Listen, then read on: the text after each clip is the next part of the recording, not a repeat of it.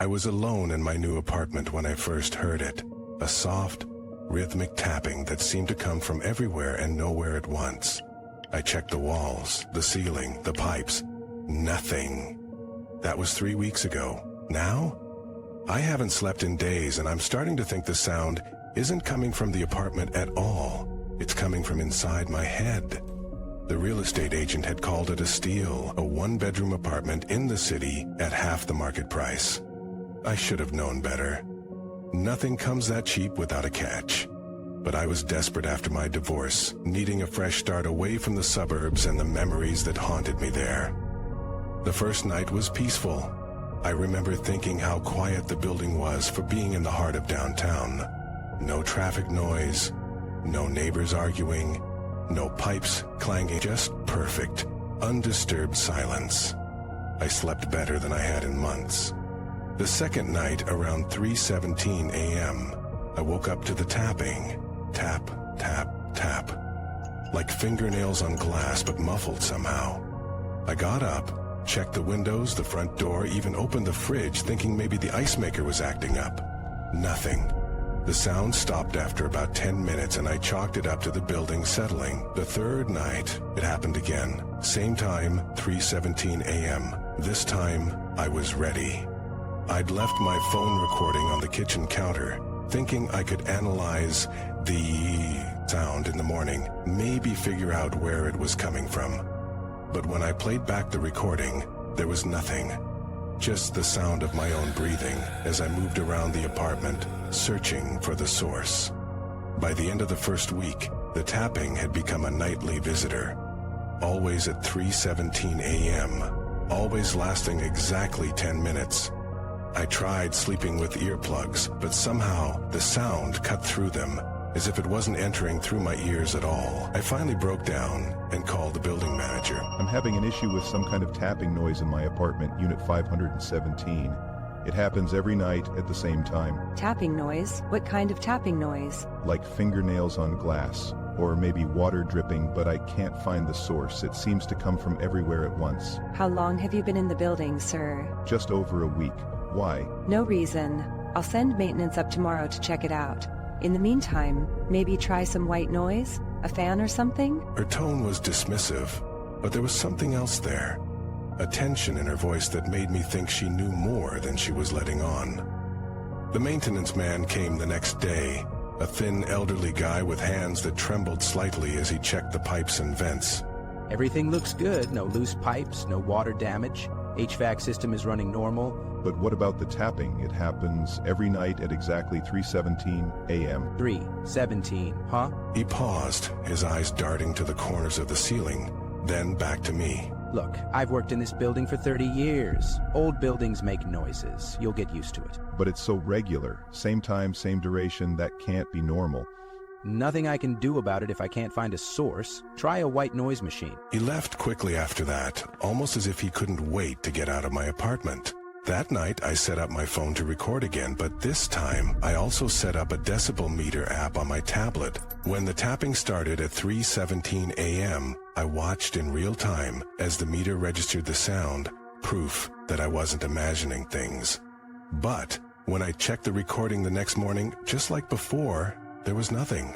The decibel reading showed spikes at exactly the times I'd heard the tapping, but the audio recording was completely silent during those same moments. It was as if the sound existed in the room but couldn't be captured electronically. By the end of the second week, the tapping had changed. It was no longer just a simple, rhythmic noise. Now it had patterns to it. Sometimes fast, sometimes slow. Sometimes it seemed to respond when I spoke out loud, mimicking the cadence of my words. I started to feel like it was trying to communicate. One night, out of frustration and exhaustion, I shouted at the empty room. What do you want from me? The tapping stopped immediately. Complete silence filled the apartment for several long seconds. Then, from everywhere and nowhere, came a new sound. Not tapping anymore, but a soft, whispering voice that seemed to emanate from the walls themselves. Remember. Just that one word, spoken so quietly I almost thought I'd imagined it. But the hair standing up on my arms told me otherwise. I didn't sleep at all that night or the next. I started researching the building's history, digging through online archives and newspaper records. The building had been constructed in the 1920s as a hotel, then converted to apartments in the 1970s. Nothing unusual in its history. No mass murders, no famous suicides, none of the typical ghost story tropes. But then I found a small article from 1983 about a woman who had disappeared from her apartment, Unit 517, my apartment. According to the article, the woman, age 32, had been reported missing by her boyfriend when she failed to show up for work 3 days in a row. Police found no signs of struggle in the apartment, no evidence of foul play. She had simply vanished, leaving behind all her belongings. The case was never solved. That night, I waited for 3:17 a.m., sitting in the center of my living room with all the lights on. When the tapping began, I spoke directly to it. Are you the woman who disappeared from here? From apartment 517? The tapping stopped. Then that whisper again, coming from everywhere and nowhere. Remember what? I don't know you. I've never been here before. You know. Remember. A chill ran down my spine.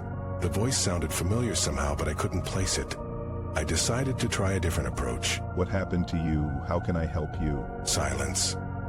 Then the tapping resumed, more insistent now, almost angry. It continued past the usual 10 minutes, growing louder until it was no longer like fingernails on glass, but like someone pounding their fists against the walls. I covered my ears, but it didn't help. The sound seemed to bypass my ears entirely, reverberating directly inside my skull. I must have passed out from exhaustion because I woke up on the living room floor the next morning. My head was pounding and there was a strange metallic taste in my mouth. When I went to the bathroom to splash water on my face, I noticed something on the mirror. Condensation had formed in a pattern that looked like handprints, as if someone with small hands had pressed them against the glass from the other side. I called in sick to work and spent the day researching the woman who had disappeared. Her name was redacted in most of the articles, but I finally found an obituary from 1984 that mentioned a presumed death after a woman had been missing for a year. There was a grainy photo with the obituary. When I saw it, my blood ran cold. She looked familiar. Not in the way strangers sometimes do, but in a deep, visceral way that made my stomach clench. I felt like I knew her, but that was impossible. I would have been a child when she disappeared, living in another state entirely. That night, I decided to try something different. Instead of waiting in the living room, I went to bed early with a plan to sleep through the tapping. I took a sleeping pill, put in earplugs, and even wore an eye mask, determined to get some rest. At exactly 3:17 a.m., I was jolted awake, not by tapping, but by the sensation of someone sitting on the edge of my bed. The mattress dipped, and I could feel the warmth of another body near my feet. I lay perfectly still, afraid to move, afraid to breathe. Then I felt a hand on my ankle, fingers wrapping around it gently. I ripped off the eye mask. There was no one there, but the impression on the mattress remained, and I could still feel the pressure of fingers on my skin. The tapping started then, coming from directly beneath my bed. I scrambled away, pressing my back against the headboard. What do you want from me? You know what I want. Remember. I don't know you. I've never been here before. The love. The word hung in the air, accusatory and cold. Then the temperature in the room plummeted. I could see my breath forming clouds in front of my face. The tapping grew louder, no longer coming from under the bed, but from inside the walls, the ceiling, the floor, everywhere at once. And then I saw her. Not clearly, not as a full apparition, but as a distortion in the air, like heat waves rising from hot pavement. A human-shaped ripple standing at the foot of my bed. I couldn't make out features, just the general form of a woman, her hair long and flowing as if underwater. I ran out of the bedroom, through the living room to the front door, but it wouldn't open. The knob turned, but the door itself seemed fused to the frame. I tried the windows next, but they too were sealed shut, as if painted over with invisible paint. The tapping followed me, growing louder with each passing second until it was a deafening roar, and with it came flashes, images bursting into my mind like intrusive thoughts. A woman laughing, the same woman crying, her face contorted in fear, her hands reaching out, pleading, and blood, so much blood. I collapsed in the corner of the living room, hands over my ears, eyes squeezed shut, but the images kept coming. Revivid now. I was seeing through someone else's eyes. Through his eyes, I was watching the woman from the obituary as she backed away from me, from him. Fear evident on her face. I could feel his rage, his jealousy, his hands reaching for her throat. And suddenly, I remembered. Not as myself, but as if accessing someone else's memories. I remembered the argument, her threat to leave. The way my hands, his hands, had closed around her throat. The way her eyes had bulged as she clawed at my fingers. The way she had eventually gone still. I remembered the panic afterward. The decision to hide her body in the walls of the apartment. The careful plastering and painting to conceal what I had done. The story I told her friends and family about how she had talked about leaving town, starting fresh somewhere new. But these weren't my memories. They couldn't be. I had never been in this building before 3 weeks ago. I had never known this woman. I had never killed anyone. The distortion in the air moved closer, the human-shaped ripple now directly in front of me. The tapping stopped, replaced by that whisper, now right against my ear. Remember who you were. And then it hit me. The familiarity of her face in the obituary, the strange sense of déjà vu I'd felt when first entering the apartment, the real estate agent's knowing smile when she'd called it a steal. I wasn't just renting the apartment where a woman had disappeared. I was renting the apartment where I had killed her. Not me as I am now, but me in another life, another time. The memories weren't mine, yet they were. They belonged to the man I had been before. The distortion in the air reached out, and I felt cold fingers brush against my cheek. Not threatening, but almost tender. You came back. You always come back. I understood then. This wasn't the first time I had returned to this apartment. Somehow, across time, across different lives, I kept coming back to the scene of my crime. And she was always waiting, trying to make me remember, trying to make me face what I had done.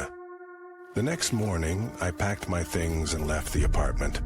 I told the building manager I was breaking my lease, that I didn't care about the security deposit. Oh, she didn't seem surprised. As I was leaving, I passed the maintenance man in the hallway. He gave me a knowing look. Leaving so soon? You knew, didn't you? About the tapping. About her. They all hear it eventually, the ones who rent that unit. Some leave right away, others stay longer, but they all leave in the end. Why didn't you warn me? Would you have believed me? Besides, some things you have to experience for yourself. Some debts you have to pay yourself. I left the building that day and never returned, but the tapping followed me. Not every night, not at first, but gradually it found me again, in my new apartment across town, in the hotel room when I traveled for work, in my car during long drives, always at 3:17 a.m., always lasting exactly 10 minutes, always followed by that whisper, that single word, remember. I know now that I'll never escape it. The sound that comes from everywhere and nowhere is the sound of my own guilt, echoing across lifetimes.